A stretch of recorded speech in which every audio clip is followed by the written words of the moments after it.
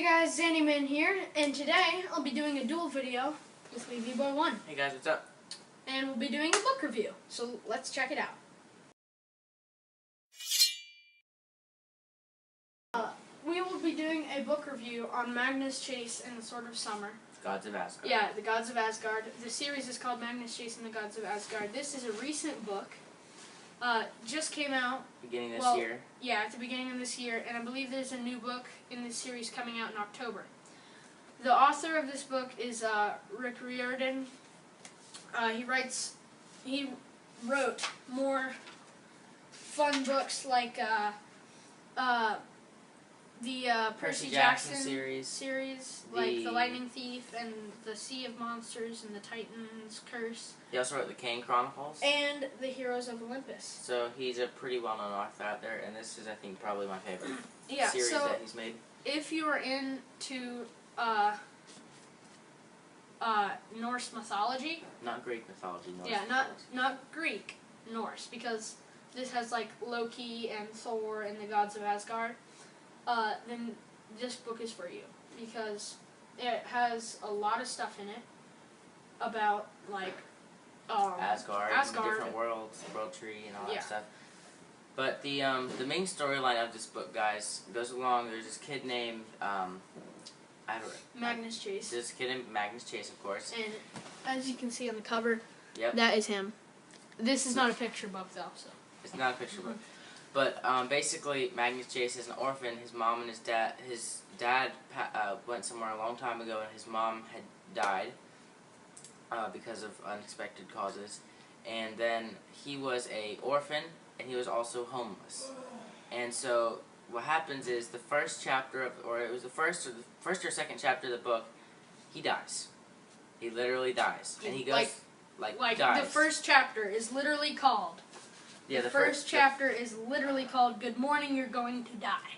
That's the first chapter out of 72 chapters, and so what happens is he wakes up in this place called Valhalla, and because when he died, he was fighting this fire monster that came to Earth named Surt, and the people up in Asgard saw that he was being brave, and they brought him up to Valhalla, which is basically like heaven, but it's Norse a hotel mythology version. Yeah, it's a hotel, but like you go into your room and it basically has everything you would ever want. Like he said when he walked in, there was like grass on the ground. Like they had like all of the PSs, all of the Xboxes, everything you'd ever want. All of the Wiis, like all of the video game consoles, well, as well as because the Wii's kind of terrible. But well, it said like he had like all the video game consoles, but it also had like a big book collection because he was really into books when he was alive, technically speaking.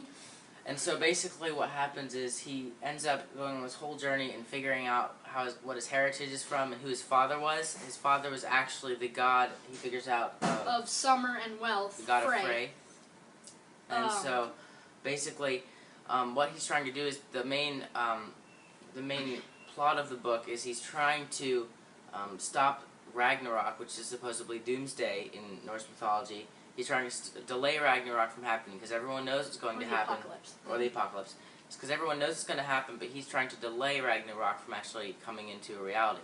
And there's this, of course, Loki is evil, and Loki has this wolf named Fenris Wolf, who is bound. Yep. Fenris Wolf, right there. And Fenris Wolf is bound up by these ropes, and Fenris is about to break free from these ropes because these really strong ropes are starting to fray and get all knotted and everything. Yeah. And Surt, the fire giant who we were talking about earlier in the storyline, he comes to try and help Fenris Wolf get free. And they're basically what the bad guys are trying to do is they're trying to make Ragnarok happen a lot sooner than it should happen.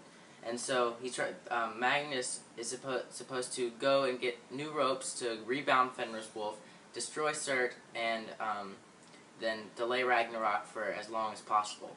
Also in this book, he ends up with, so like we said, his dad is Frey, the god of wealth and summer. He ends up with his sword right there. That is called the Sword of Summer. It can actually talk and think.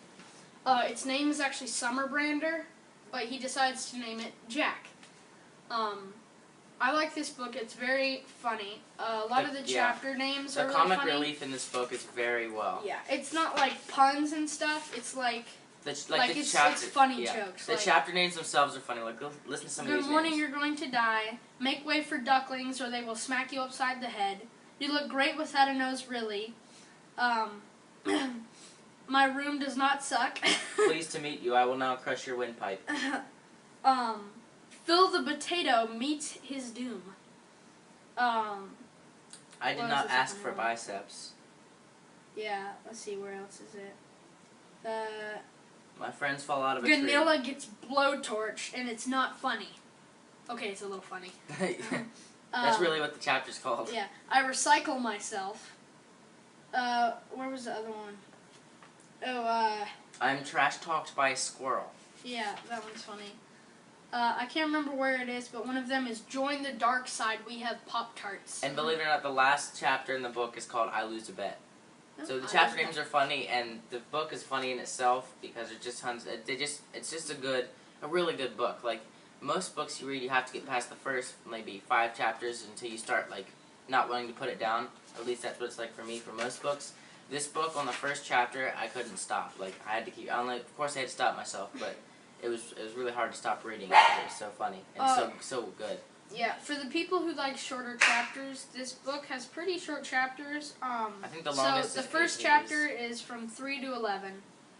The next is from 11 to 18. Then from 18 to 23. Then from 23 to 29. But I think the longest chapter is roughly around 8 to 10 pages long. But that's the longest one in the book. But it has 72 chapters. So. And that may sound long, but when you're in that good of a book, it just breezes.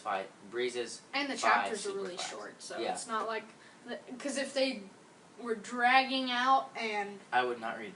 And because it'd be 4 times as thick as this. It'd be like a Bible. So yeah, it's a pretty great book.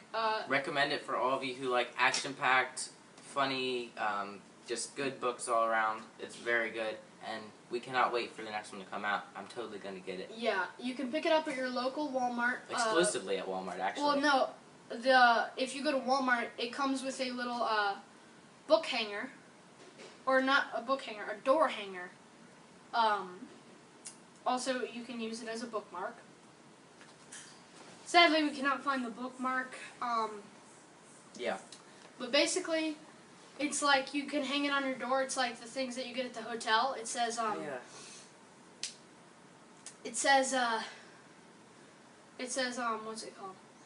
Do not disturb and hurry ye at rest. And then hurry is basically one of the members at Hotel Valhalla. So yeah, it's pretty cool. Go pick it up at your local Walmart or wherever books are sold. If you were just looking around on YouTube and you found this video, make sure to check out my channel. I'll be holding it right here in my hands. And also, if you haven't checked out his channel and you want to find many more fun and exciting videos for all ages, be sure to check out my channel, WeeBoy1, right here. And also be sure to like, subscribe, and we'll see you in the next video.